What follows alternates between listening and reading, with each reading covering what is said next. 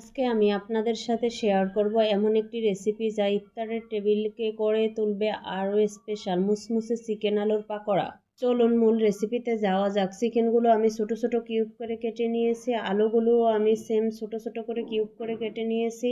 কাঁচামরিচ কুচি, ধনিয়া পাতা কুচি, পেঁয়াজ, লাল মরিচ, হলুদ, জিরার গুঁড়া আর বেসন সব কিছু একসাথে মিশিয়ে নিলাম। সামান্য কিছু পানি দিয়ে দিয়েছি, ঠিক যেমন আমরা চাই মিষ্টি আর মশলাদার একসাথে।